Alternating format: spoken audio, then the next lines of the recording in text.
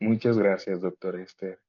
Sí, vamos a recordar qué estamos haciendo el día de hoy. Estamos desarrollando nuestra jornada de cafés científicos virtuales sobre la enseñanza de estudios literarios 2026, eh, cuyo objetivo es difundir el trabajo que realiza el profesorado de la maestría en enseñanza de estudios literarios en lenguaje no académico y accesible para la población en general, con especial atención a docentes de literatura, mediadores de lectura, mediadores culturales y aspirantes de la MEL, en el marco de nuestra convocatoria que está abierta de aquí o bueno, que está abierta al 14 de agosto.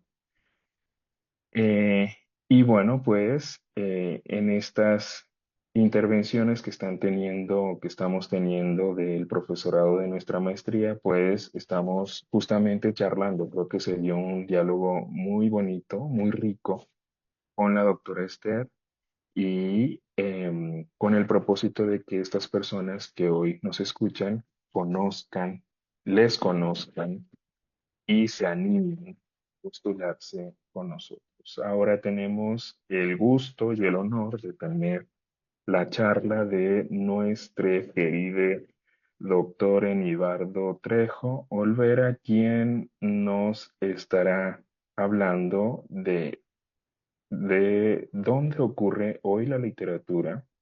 Va a estar hablando de escrituras expandidas, cultura digital y narrativas contemporáneas. Antes vamos a entrevistarle para conocerle más. Doctor Enix, muchas gracias por estar aquí, por obsequiarnos también tu tiempo, tu valioso tiempo. Y bueno, eh, doctor Enix, ¿te gustaría compartirnos qué haces en la UAC y en la Facultad de Lenguas y Letras? Para empezar. Con mucho gusto. Gracias por la invitación, doctor Jonathan. Gracias por conectarse y por estar acá, por esta invitación a estos cafés literarios. Eh, Estoy en la Facultad de Lenguas y Letras, adscrite como profesor de tiempo completo. Enseño en los programas de licenciatura, específicamente en la licenciatura en estudios literarios, en la licenciatura en lenguas modernas en francés, en la licenciatura en lenguas modernas en español y también en la licenciatura en lenguas modernas en inglés. Y en el posgrado participo en la maestría en enseñanza de estudios literarios. También está a mi cargo la coordinación de igualdad de género e inclusión desde hace 3 años más o menos, donde promovemos ah, distintas formas de alfabetización con el género, también prevención de la violencia, ¿no? Y también algunos eventos para tratar de, ¿cómo decirlo? Pues sí, hablar de a lo que se dedican los estudios de género, básicamente, y cómo poderlos integrar en las diferentes capas de la realidad universitaria, es decir, desde el alumnado, el profesorado, las currículas de los programas, etcétera, más o menos. Ay, perdón, apagué mi micrófono. Wow, doctor Enix, en realidad haces muchísimo, muchísimas cosas. Y bueno, pues qué gusto tenerte el día de hoy. Tener la fortuna de escuchar sobre tu experiencia en nuestra facultad y también sobre las clases que impartes actualmente. ¿Cómo cuáles impartes, doctor Enix, y qué disfrutas de ellas? Actualmente, este semestre, que fue séptimo semestre, quinto semestre, me parece, no, sí, octavo y sexto, ya, octavo y sexto semestre.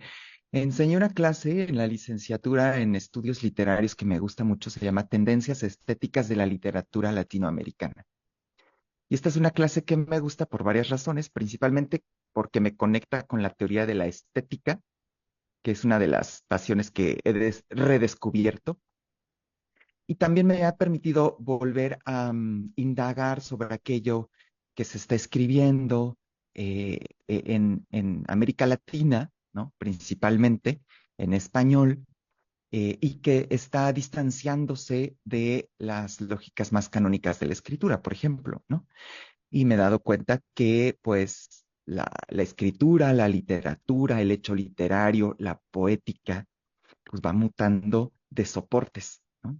Ya no solamente es el libro o el libro digital, el PDF, sino que hay una gran variedad y que corresponde a las necesidades de consumo y necesidades también creativas vinculadas con las posibilidades que se tienen en los distintos territorios latinoamericanos. La literatura no está desvinculada de su realidad social, cultural, política, etcétera, ¿no?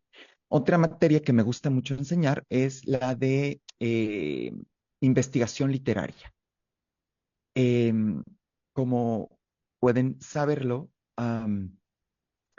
hice un doctorado que, digamos, me hizo atravesar la línea hacia los estudios en ciencias sociales. Y entonces, pues tuve yo que también ponerme al día con los métodos. Y eso fue un reto para mí, pero también una de las grandes ganancias. Los métodos en ciencias sociales, los métodos en humanidades, los métodos para la investigación prácticamente cualitativa, mixta. eh, y entonces, pues cuando enseño esta materia de investigación literaria, me gusta hacer estos cruces de cómo podríamos investigar la literatura haciendo engarces metodológicos que den como resultado una mirada novedosa sobre el hecho literario mismo, ¿no? Y también, pues, si empleamos otros métodos, eso expande nuestra mirada para poder observar en qué lugares la literatura se está hoy día, pues, manifestando, ¿no? Más o menos. Otra materia que estoy enseñando actualmente, que no quería enseñar porque me sentía un poco lejana de eso, es la enseñanza de cultura en la enseñanza de L2. L2 quiere decir segunda lengua o lengua extranjera en español, es decir, cómo se enseña la cultura en clases de español para personas no hispanohablantes. Yo 10 años de mi vida, 12 años de mi vida, me dediqué a enseñar español, imaginen ustedes. Enseñé español en Estados Unidos primero, luego en México, luego en Francia. Entonces, pero también hace 10 años que dejé de enseñarlo, ¿no? Entonces ya me sentía muy lejana de enseñar la cultura y, y- y tomé esa materia porque pues la coordinadora me dijo, por favor, ayúdame con esta materia. Y yo, ok, vale. Y fue una gran sorpresa. Me reconectó con la enseñanza del español y la cultura y la literatura dentro de la cultura como enseñan para indagar sobre pues el aprendizaje del español. Y me gustó, fue como un regreso interesante, yo con la mirada que ahora he podido desarrollar y también tratando de encontrar nuevas vertientes culturales, lo que pienso ahora de la cultura, cómo la concibo, etcétera. Entonces, este semestre fue un gozo poderoso, como dicen los Aterciopelados en su disco de 1997, básicamente. Wow, Liz, pues en realidad es un conjunto amplio y muy interesante de materias que enseñas en nuestra facultad. Y en la MEL, ¿como qué materias te ha tocado dar y qué has disfrutado de ellas? Buena pregunta, buena pregunta. En la maestría en enseñanza de estudios literarios he enseñado una materia que me roqueó muchísimo, como suelo decir yo, y me imagino así al rockstar rompiendo la guitarra en el escenario. No quiero decir que yo rompí la guitarra, pero es la emoción de la euforia en el escenario, rompiendo la guitarra, rockeando el público. Se llamaba Literatura al margen del canon. Y creo que en esta materia me dio oportunidad de encontrar aquellas narrativas disidentes del sistema, que es algo que me gusta mucho. Yo soy una persona disidente sexual y de género, soy una marica no binaria, así me gusta presentarme como reapropiándome de ese insulto, ¿no? Como ocurrió en los años 90 con la palabra queer en inglés, queer, como decimos en español, que pues es un insulto y que acá reapropiamos también nuestras propias palabras para llenarlas de nuevo significado. Y no sucede de otro modo, sino que a golpe de habitarla desde el cuerpo, ¿no?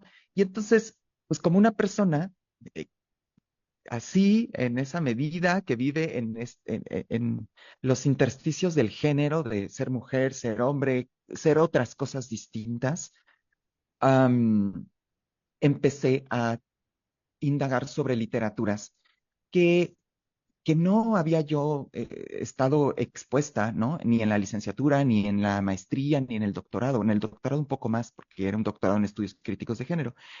Y me di chance de traer toda esa experiencia de narrativas que nos presentan experiencias de vida no normativas, ¿no?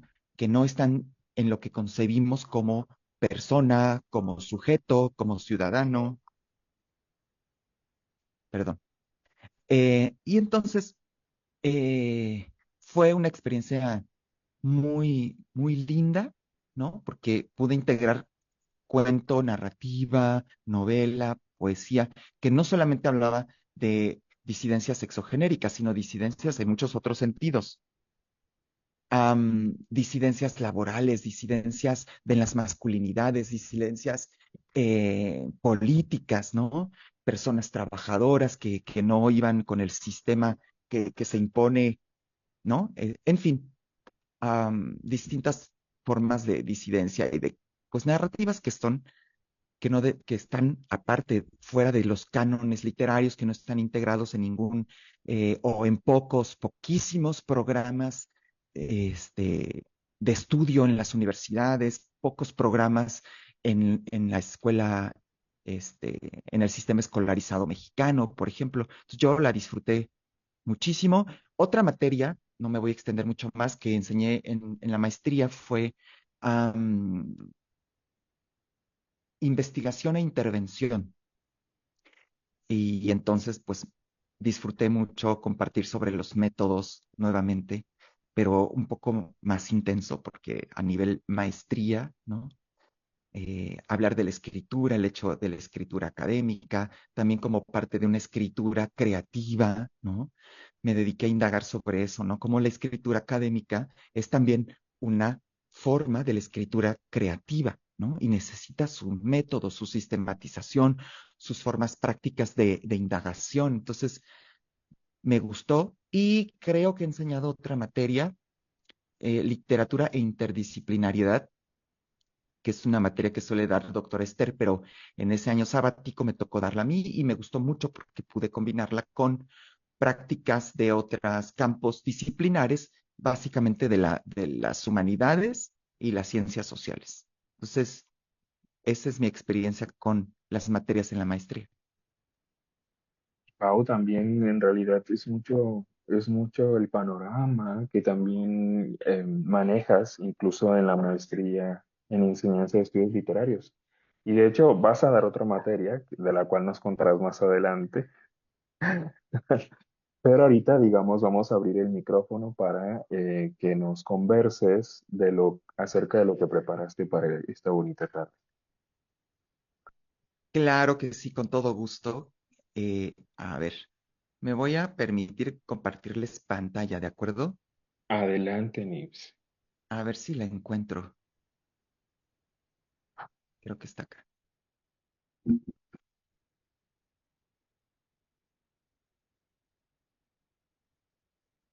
Cuando doctor Jonathan me invita a hacer esta pequeña charla de café, de divulgación, para invitar a los estudiantes posibles estudiantes, ¿no? De la maestría e invitarles a que se unan a este programa. Es un programa que ya tiene una larga data. Pues estuve pensando un poco en qué me está interesando actualmente a mí, ¿no? Y pues en realidad me fue difícil porque hago cruces entre diferentes temas, etcétera. Pero algo de lo que hemos estado trabajando Digo, hemos estado trabajando porque también doctora Esther está aquí, su pensamiento, sus letras, desde hace un año más o menos, junto con el de otros estudiantes de la licenciatura en estudios literarios, quienes han aportado sobre la literatura y la cultura digital.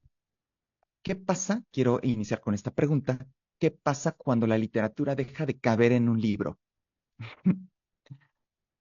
Eso me estaba preguntando yo hoy en la mañana, ¿no?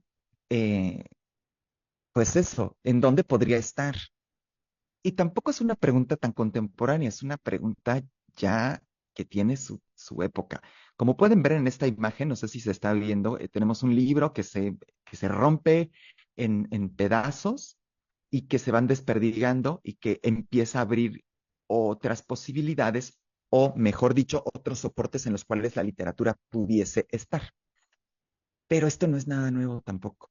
Repito, la literatura siempre ha sido una entidad nómada, una práctica nómada que ocurre pues donde se le deja, donde pues se logra colar, vamos a decirlo así, ¿no? Cada época, cada lugar ha tenido sus soportes específicos, ¿no? En esta imagen nosotros estamos viendo más o menos como una suerte de sedimentos, ¿no? El primer sedimento dice nivel uno, la oralidad. Nadie puede negar que la literatura tiene una materialidad en la oralidad. Si pensamos en la oralidad y que la literatura fue el primer soporte de la literatura, estaríamos pensando entonces en la voz. Y si nos vamos más intensas, esa voz es una corporalidad que sale o emerge de un cuerpo. Entonces el cuerpo es el soporte de la literatura, ¿no? Ahí tenemos, pues, volvemos a la pregunta, ¿qué pasa cuando la literatura deja de caber en el libro? Con la llegada del libro pensamos que la literatura pertenece a ese soporte y lo ha hecho, ¿no? Durante los últimos, no sé, 6, 7 siglos, pero no ha sido así siempre, ¿no? Repito. Si volvemos a esta imagen, los manuscritos después, escritos a mano, fueron otro de los soportes. Y esos escritos y cada soporte permite unas lecturas, permite unas escuchas y permite formas de tocar, ¿no? Formas de hacerse en las personas, ¿no? Y formas también de literacidad o de alfabetización. En el nivel 3 dice imprenta y periódico. Nadie puede negar que la imprenta fue como lo está haciendo hoy la digitalidad. Internet, la digitalidad, las plataformas y más actualmente la inteligencia artificial. Después el radio y la televisión, ¿no? Y por último, el nivel 5, Internet y las plataformas, donde encontramos también, pues, imaginen ustedes, nuevas formas de la oralidad sostenida a través del tiempo, registrada como podcast o como audiolibros, etcétera, ¿no? ¿Qué pasa acá? Si seguimos la idea de Marshall McLuhan, quien nos dice que el medio es el mensaje, la forma determina cómo procesamos la historia, entonces la literatura no es que solo va saltando de soporte en soporte, sino que esto implica que cada soporte determina también el hecho literario, le da sus especificidades, ¿no? Roger Chartier, por ejemplo, dice que la materialidad del soporte ale, altera irremediablemente la recepción y el significado del texto. Si pensamos que la oralidad es el soporte, cómo esa literatura ha logrado permanecer vigente a través de los siglos, ¿no? Pensemos en las literaturas de pueblos originarios, en su memoria. Recordemos cómo Yasnaya hacía un comentario tremendo en ese momento y en todos los actuales momentos, ¿no? En los que ella decía, es que en las escuelas primarias y en la educación formal hay una persecución, una demonización de la memoria, ¿no? No aprendas eso de memoria, ¿no? Hay que perseguir que los estudiantes no lo memoricen, que se hagan de ese conocimiento de otras maneras, pero no de la memoria, ¿no? Y ella dice, qué error más grande cuando nuestras culturas de pueblos originarios se han sostenido a través de la memoria, porque muchas no tuvieron escritura en ese momento, ¿no? Entonces piensen en todos esos soportes, como también le van alterando, ¿no? Irremediablemente la forma en la que es recibida y la forma en la que es producida. Y estoy avanzando en las diapositivas. Eh, Pensemos en la disección de las nuevas gramáticas digitales. Vámonos ahora al mundo de lo digital. Podemos pensar que la literatura también se está dando en la cultura digital mediática. Y si es así, y si seguimos la idea de Marshall McLuhan, en la que dice que pues el medio es el mensaje y que los medios también aportan al mensaje, tan importante como el mensaje mismo, ¿qué nuevas materialidades escriturales la literatura estaría hoy en día empleando como hechos literarios? Pues así de bote pronto, yo les diría que hashtags, memes, los mismos algoritmos, ¿no? Los metadatos, que son los datos que informan datos. Entonces, por ejemplo, si alguien postea en su cuenta de Instagram una fotografía, ¿ja? Y le pone un, un texto, un poema de Alejandra Pizarnik, ¿verdad? Aquí tenemos eso como un dato, pero todos los metadatos que están alrededor serían, por ejemplo, los comentarios que otras personas le dejan a ese post, ¿no? A esa publicación. Esos serían metadatos. Pero también el número de seguidores que tiene la cuenta donde se postea esta publicación literaria, ¿no? O con contenido literario. Esos serían los metadatos y sería también parte ahora de lo que antes llamaríamos recepción, pero hoy tendemos que llamar de otra manera, bajo esta lógica que lo está cambiando o modificando todo, ¿no? Pues modifica lo contextual, ¿no? El texto se modifica, ¿no? Se ancla a otras realidades, como por ejemplo una imagen, una situación específica, unas formas gráficas distintas, una iconografía, otra. Por ejemplo, piensen en los emojis. ¿No les ha tocado a ustedes ver que gente coloca una retahíla de emojis como escritura y dice, ¿qué diría esto aquí? Y hay que descifrar los emojis, ¿no? O emojis incrustados dentro de la escritura, con más convencional, sobre una imagen que además tiene música sonando cuando estás haciendo scrolling. ¿Qué pasa acá? Entonces hay nuevas gramáticas de la literatura en la digitalidad que tienen que estar investigándose, porque es la forma en la que hoy conectamos con el hecho literario, ¿no? No solamente conectamos, se está produciendo, porque ¿qué pasa acá? Es que la cultura digital y las plataformas digitales, aunque sabemos que tienen dueño, que no son neutras, ¿vale? Y que tienen unas lógicas específicas determinadas por la lógica mercantilista, capitalista, neoliberal, vamos a irnos más intensamente, sí, pero también sabemos que, como dice Coldry, los usuarios hacen cosas con esas plataformas, prácticas que las mismas personas que diseñaron las plataformas no se imaginaron que pudieran ser usadas. ¿Se entiende lo que estoy diciendo aquí? Entonces aquí vemos la agencia de las personas usuarias. Podríamos decir lectores, pero aquí ese es el gran cambio. Lo que ha hecho la digitalidad es que las personas no se queden solamente en una actividad como la lectura o el consumo, ¿no? Sino que también lo produzcan. Y a eso le llamamos prosumidores. Personas que producen y que consumen al mismo tiempo literatura. Entonces, ¿qué pasa aquí?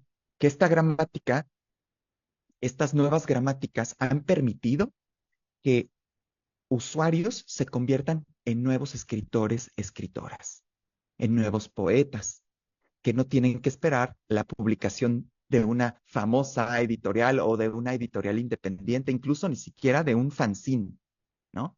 Porque en el muro de su plataforma de confianza pueden empezar a colocar todas estas combinaciones que no solamente son texto, ¿no? A esto se le ha estado llamando gramática de la compresión.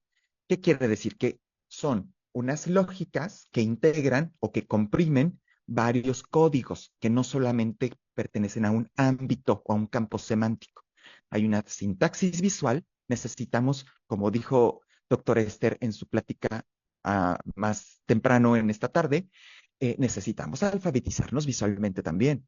En este caso, la literatura necesitaría nuevas formas de alfabetización y a esto es a lo que podríamos invitar a los posibles estudiantes que quieran integrarse a la maestría en enseñanza de estudios literarios a indagar sobre estos fenómenos culturales que se están dando actualmente. Pensemos en cómo se integra en estas escrituras que tienen códigos literarios, poéticos y narrativos, otras formas como por ejemplo un GIF, GIFs o memes o incluso hoy mismo stickers en un chat de WhatsApp colectivo donde estamos un montón de personas aquí en Querétaro de la diversidad sexogenérica, empezaron a poner una retahíla de stickers para contar una historia. ¿Qué? Entonces, ¿qué es esto? Que las personas están empleando los códigos que proporciona la digitalidad para contar las historias que necesitan contar. Esto también se le ha denominado literatura plataformizada, ecosistemas nativos, ¿no? Hay una máxima en los estudios de cultura digital, ¿no? Esta máxima fue apuntalada en su momento en los 2010 por un pensador eh, de la cultura digital que se llama Lev Manovich. Y Lev Manovich dice, si queremos investigar cultura digitalizada, plataformizada, necesitamos métodos digitales. Y es uno de los pioneros en los métodos digitales. Lo mismo, si necesitamos indagar sobre literatura plataformizada, aquella que se manifiesta en las distintas plataformas, necesitamos también una una alfabetización en cultura digital y literaria, ¿vale? Piensen, por ejemplo, les tengo tres aquí casos. Piensen en la estética de Instagram. ¿Cuál es el dato principal de esta plataforma? La imagen, ¿no? Pero ya no solamente la imagen. La plataforma misma nos permite hacer eslabonamientos de distintos códigos, ¿no? Entonces, hay gente que coloca imágenes con texto y esos textos están acompañados de música y de gráficos, ¿no? Distintos y que provocan otras formas de lectura y que además están encadenadas en una lógica del reel, porque hay una lectura en reels, ¿no? Por ejemplo. Entonces, no sé si me están siguiendo. Vamos a pasar a la siguiente, TikTok. ¿Cuál es el dato principal de TikTok? Los videos, los micro videos de duración de menor a un minuto, ¿no? Y esa es una dinámica narrativa. El otro día estaba saliendo yo de ayer mismo de la Facultad de Ciencias Políticas y Sociales en nuestra querida Universidad Autónoma de Querétaro. Venía yo de un coloquio de doctorado donde estaba la directora y me la volví a topar en el pasillo y me dice, ay, qué bueno que te encuentro.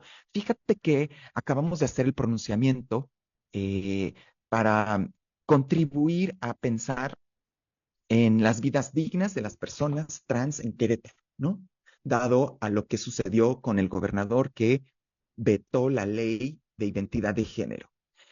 Y pues este postulado, este manifiesto que hicimos y que leímos, lo vamos a poner en Reels, videos de TikTok, porque ya pues nadie lo va a querer leer si lo colocamos así en las redes. Entonces, estamos haciendo una serie de 10 videos para decirlo con imágenes y una voz en off, que patatín y que patatán. Yo me quedé, que claro, esta es una lógica narrativa visual, audiovisual, ¿no? Acelerada, en la que no solamente participa quien produce el video, sino las personas que lo van a consumir, quienes van a dejar su huella digital a través de los metadatos.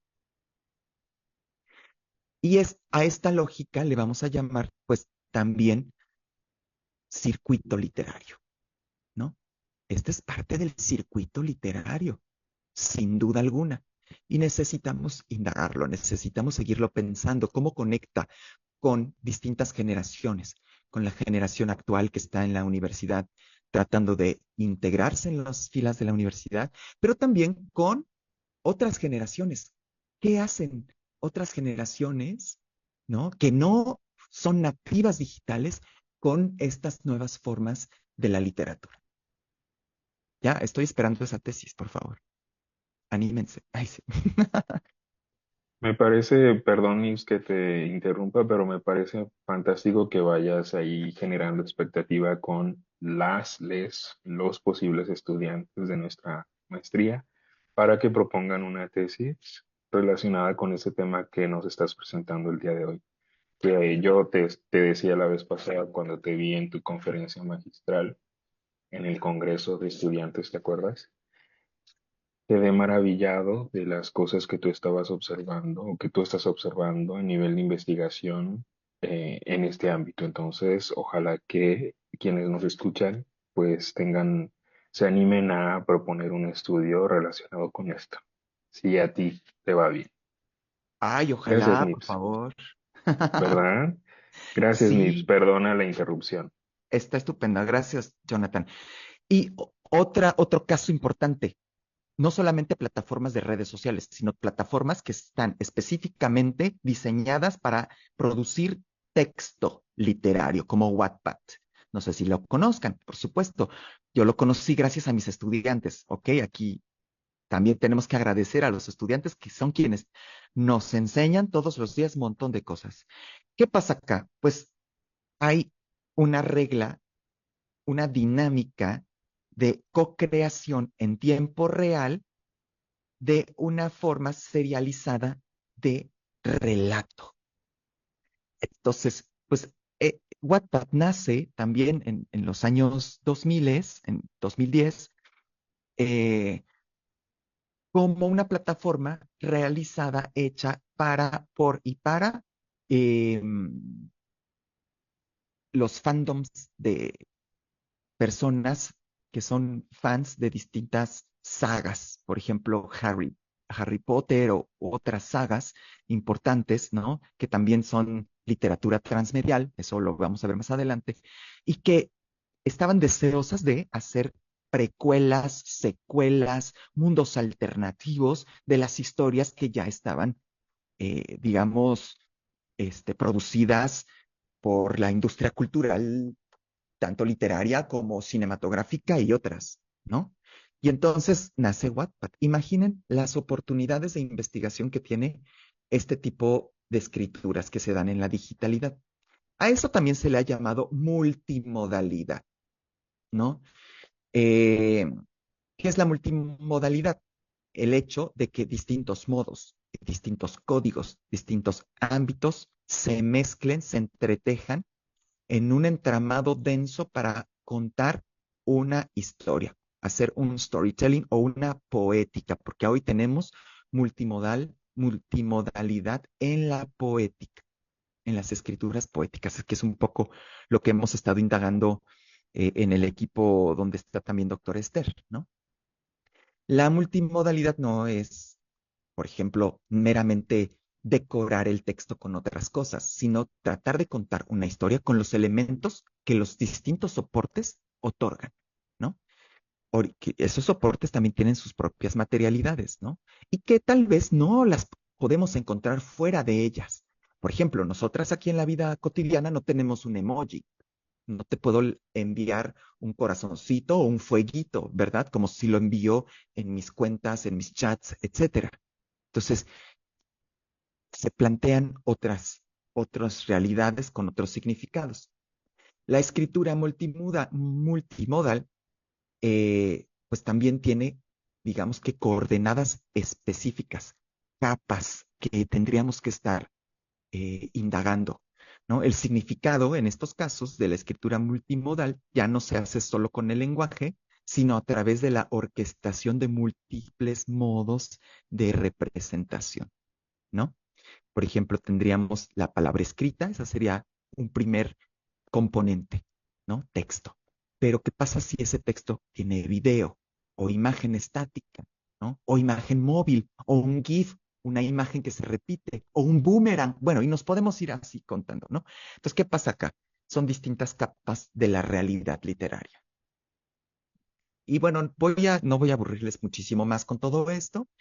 Eh, Me voy a concentrar en la poesía electrónica, estoy pensando en Horacio Guarpola, ¿no? Y en otros muchos y muchas escritoras eh, que son también eh, o que han encontrado en lo digital, en lo electrónico, en lo computacional, en lo digital. Fíjense todas las palabras que he estado empleando. Hoy nadie diría poética computacional, ¿no? Como que esa palabra es de otra década. En efecto, tenemos un campo que se transforma de maneras aceleradas, ¿no? Y que también propone nuevos conceptos y nuevas nociones teoréticas para poder entender su manifestación real, su materialidad. Hoy tampoco decimos poesía electrónica, ¿no? O poesía digital, o poética, o tecnopoéticas, que es el vocablo, la palabra, la noción que estamos nosotras utilizando, ¿no?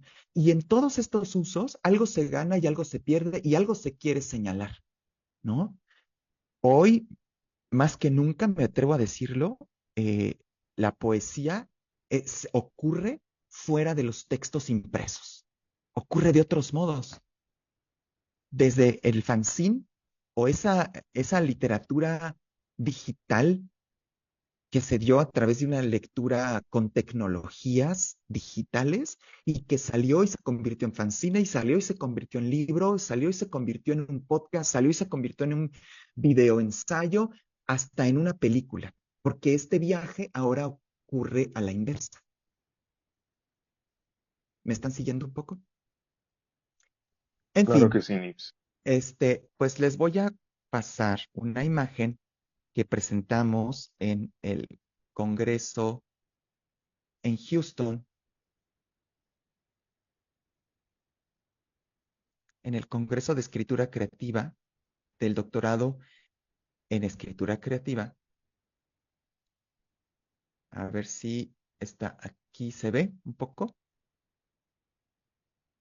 Este es un caso interesante. Ay, no, no es este caso. Bueno, esta es una escritura también digital como la pueden ver, pero aquí no es lo que quiero enseñarles. Bueno, como ya está esta pantalla, les explico un poco lo que está aquí.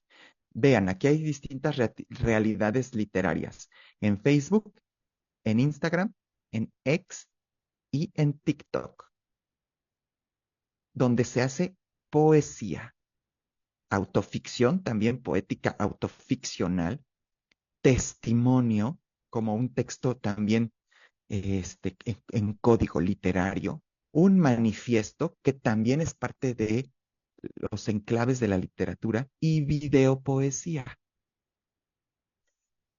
Qué interesante, todas conectadas entre sí. Yo pude llegar a cómo se conectaban estas gracias a las personas usuarias, es decir, siguiendo el rastro de los metadatos. Pero eso no era lo que yo quería mostrar. Perdónenme. Es que estoy tratando igual y no lo abrí nunca, ¿verdad? Aquí está. Pero está súper interesante eso también, Nips. Ya eventualmente tendrán oportunidad de escucharte hablar de eso. Sí, bueno. Bueno, eso es en lo que estoy pensando actualmente. Ya no quiero muchísimo más atorarme, pero espero que haya un poco sembrado alguna semilla en lo que podemos estar pensando como literatura fuera del texto de la página impresa. Fantástico, doctor. Eh, Fíjate que tú nos estás presentando desde luego una mirada diferente a aquello que nos presentaba y que nos conversaba la doctora Esther. Em, Porque tú nos muestras a nosotros y a las personas que nos escuchan ahí en internet, nos muestras todo aquello que ocurre a nivel literario en la cotidianidad de la interacción digital.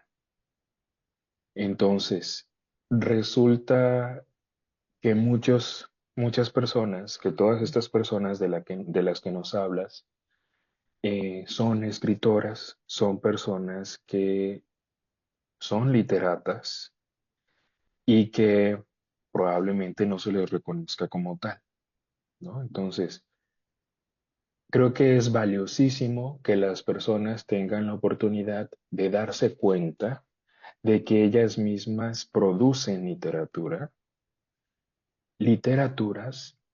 que no podrían pasar como literatura, digamos, desde la manera o desde la visión mm, cerrada o más tradicional, pero que forman parte, como tú nos lo estás presentando, de estas nuevas literaturas que ocurren a partir de la digitalización.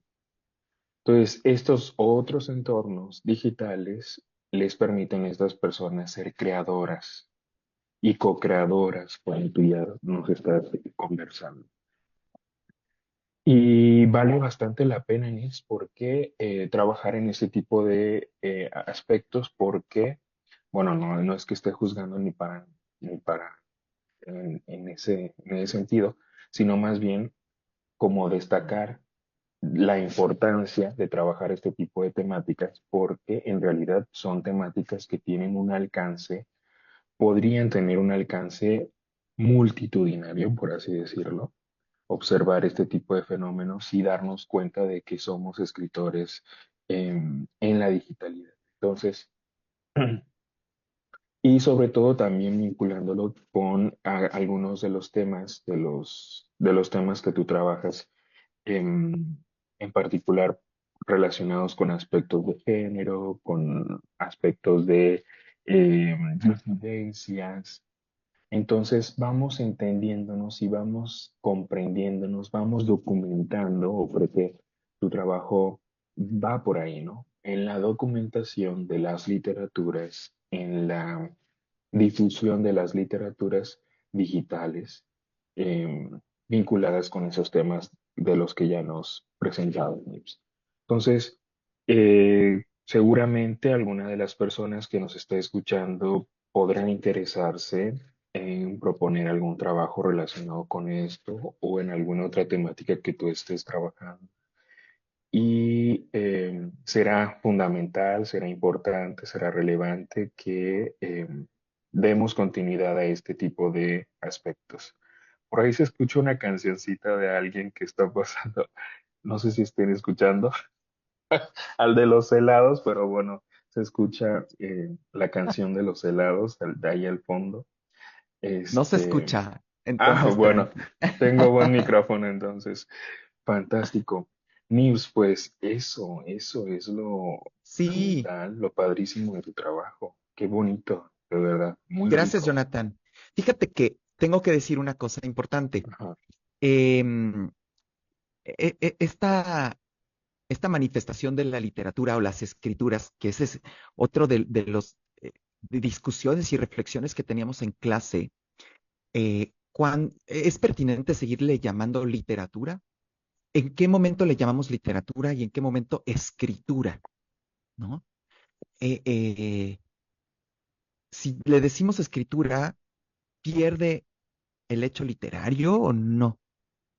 Si decimos literatura, estamos también llamando a una categoría que ha sido históricamente empleada para unas formas en las que se da las escrituras literarias, pero que actualmente ya no alcanza, dado a que tampoco es que se está dando a través de esas personas que son autoras, autoras que están legitimadas por editoriales y que son editadas consumida, ¿no? Entonces, la pertinencia de llamar las escrituras, hasta por qué, cómo, ese es un dilema que tenemos que seguir indagando.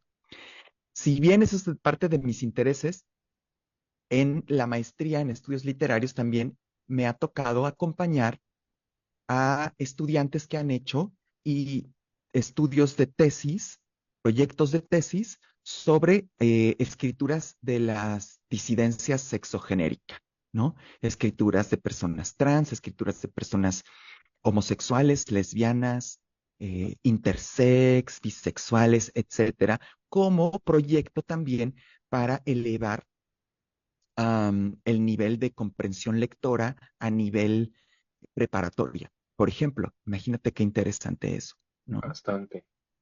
Y en otra tesis también sobre masculinidades, la representación de la masculinidad, ¿no? En el amplia gama, pero también en la masculinidad en la infancia.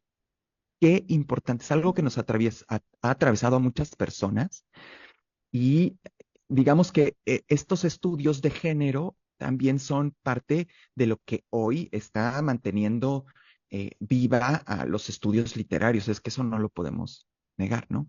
Yo les suelo decir la crítica de género, ¿no? No me gusta decir perspectiva de género, es lo que aprendí también estudiando eso, porque no es una perspectiva, no solamente es una mirada sobre hechos, es toda una escuela crítica, ¿no? Una epistemología que se ha desarrollado para observar en la literatura anclajes importantes y principalmente la distribución del poder a través de los géneros, ¿vale? Que ya sabemos que no solamente hay dos géneros en el mundo y todo aquello que está generizado. Entonces, Ba- ahí el hecho literario también está generizado y eso, de eso se encargan los estudios críticos de género. Fantástico, Nips. Y estaba pensando, relacionado con lo que estás diciendo ahora, em, en que a veces nos queda o nos enseñan hasta cierto punto a entender aspectos históricos de la literatura. Eso es algo que yo reviso en mis clases en mis clases de la MEL, de dos paradigmas, digamos, en el ámbito de la educación literaria o de la formación más bien literaria. Eh, un paradigma en el cual el enfoque de la formación literaria en general, de las personas que estudian literatura, que hacen una maestría o que, en general, es un enfoque más historicista de la literatura. No es que esté mal, pero tenemos que poner a dialogar esa perspectiva o ese paradigma histórico con las realidades literarias actuales, que es el otro paradigma que observamos en clase, que se denomina como de educación literaria, así de muy en general, donde cabe, creo, me parece, ahorita escuchándote, donde cabe esto que tú estás trabajando. Observar las literaturas y las escrituras, ahí podemos o podrás tú seguir discutiendo al respecto, em, con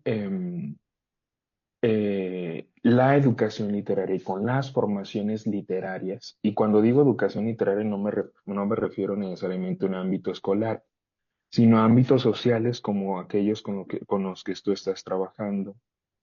Entonces, tenemos que aprender que no solo importa la historia de la literatura, sino que importa también qué sucede hoy en día y qué podemos cambiar para mejorar esa formación literaria que le ofrecemos al mundo o a las personas. Entonces, creo que como escuela podemos ir transitando hacia un balance entre esos dos grandes paradigmas de los que hablan los teóricos, para no casarnos solamente con ese paradigma histórico que es de pronto persistente, impuesto, y bueno. Creo que lo que haces tú es fundamental para transitar hacia un balance en el que importa todo eso, todo eso, todo lo relacionado con lo histórico de la literatura, pero también todo lo relacionado con lo que actualmente podemos hacer con la literatura para, para abonar a la formación literaria. ¿Sale? Entonces, solamente una intervención así al respecto de lo que tú estás conversando, querida Nips. Y bueno, creo que ahí radica la importancia, la relevancia del trabajo que tú estás desarrollando en nuestra facultad y en nuestro posgrado. Entonces, muchas felicidades por eso, Nips. Y bueno, vamos a empezar a cerrar tu participación, querida Nips, con la siguiente pregunta. Bueno, ya te informé, ya les informé a los profes que tú vas a ser uno de los profes que van a impartir clases en el primer semestre, ahora en enero, ya con la nueva generación. ¿Qué materia vas a impartir, querida Nips? ¿Y cómo qué cosas van a revisar en esa clase? Querido Jonathan, te voy a pedir que me ayudes con esta pregunta, porque ahora que estoy calificando y terminando este semestre, estoy con tantos nombres, títulos, etcétera, que Claro. la materia, que se llama el hecho social, ¿no? ¿Cómo? No, discurso literario y sociedad. Discurso literario y sociedad. Por favor. Tu mole. Eh, Estamos ante un cambio, muy bien lo mencionaste, me gusta que traigas a colación este debate. Es un cambio de paradigma en cómo estamos concibiendo la literatura y la escritura actualmente, ¿no? Yo tengo que decir que me suscribo a pues un paradigma postestructuralista, ¿no? De colonial y transfeminista. Mi mirada está en ese lugar y desde allí veo el hecho literario, ¿no? La escritura, la literatura. ¿Esto qué implicaciones tiene?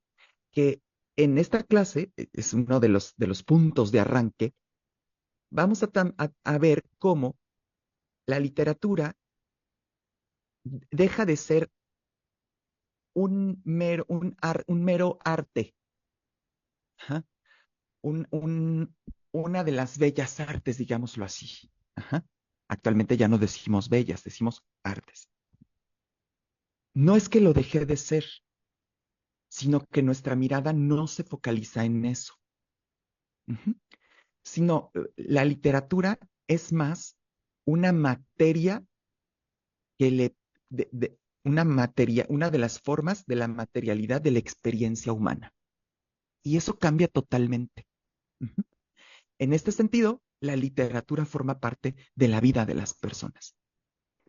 Y ya sea que les permita, les puede permitir muchas cosas, ¿no?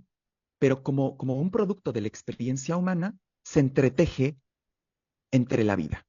Y así es como también produce no solamente lo humano, sino otras cosas más que humanas, como lo que nos acaba de decir doctor Esther. Por eso es que el hecho literario o la literatura es una materialidad también que compone el mundo, porque en este sentido, no solamente los humanos escriben, ¿no? Abrimos la noción de escritura, se expande esa noción de escritura para pensar otros modos, otras formas en las que lo vivo deja sus huellas, su rastro, su historia, sus narrativas. Fíjate. Entonces, en este sentido, cobra una dimensión tanto política como social. Y así la literatura tiene capacidades para transformar lo social, lo vivo, el entramado de vida que se sostiene, en la que estamos todas este, interdependiendo, ¿no? Siguiendo esta frase, esta noción teórica de Judith Butler. Entonces, este cambio de paradigma es el que me permite arrancar pues toda una serie de reflexiones y prácticas con las que quiero elaborar esta materia el próximo semestre, básicamente. Fantástico, doctor Enips. Creo que ustedes dos son, eh, tanto la doctora Esther como tú, Nis, son dos de nuestros profesores que están incursionando o que incursionan, digamos, con la literatura y las realidades humanas, sociales, actuales. Y creo que esa es una parte importante que tiene nuestro posgrado, que tiene diversos enfoques que con un profesor puedes trabajar este tipo de temáticas literarias relacionadas con la enseñanza y con otro profesor, profesora, profesore como ustedes dos pueden abordar problemáticas literarias vinculadas con aspectos sociales, actuales, con las realidades actuales y con los entornos actuales. Entonces, ahí radica, me parece, mucha de la importancia de la diversidad de perfiles docentes con la que contamos. Y bueno, pues no hay más que felicitarles a los dos de manera general y afectuosa. eh, em, cariñosa por permitirme y por permitirles a las personas que podrán consultar esta grabación en Facebook, esta transmisión en Facebook, conocerles y que eventualmente se animen, ya sea por estudiar la maestría en enseñanza de estudios literarios o también la licenciatura en estudios literarios, otro de los programas donde nosotras, nosotros, nosotres colaboramos también como profesores. Entonces, les quiero agradecer mucho a los dos, a les dos, por este tiempo que nos obsequian para conocerles. Y bueno, entonces estaríamos cerrando esta segunda participación. Muchas gracias, doctora Esther. Muchas gracias, doctor Enips. Vamos a cerrar en este momento estas participaciones entonces y vamos a tomar un breve receso, o bueno, sí, vamos a tomar un breve receso de 3 minutos porque en un momento llega doctor Miralles que nos va a hablar de literatura de viajes. Entonces, muchas gracias, queridos. Queridos, y bueno, pues ahí estamos a la orden. Pueden continuar en la transmisión de Facebook. Aquí vamos a seguir hasta las 7 p.m. Muchas Gracias, gracias. Un abrazo. Gracias, gracias. Jonathan. Un abrazo. Gracias, Esther. Nos vemos pronto. Adiós, adiós, Nips, súper Nos Saludos a bien. vemos. Monse. Adiós, Ac- Yo Monse. aquí me quedo esperando, doctor Miralles. Sí, yo sigo por Con- Facebook. ¿Ok? Perfecto. Un Bueno, abrazo, queridos. chao, adiós. Adiós por aquí.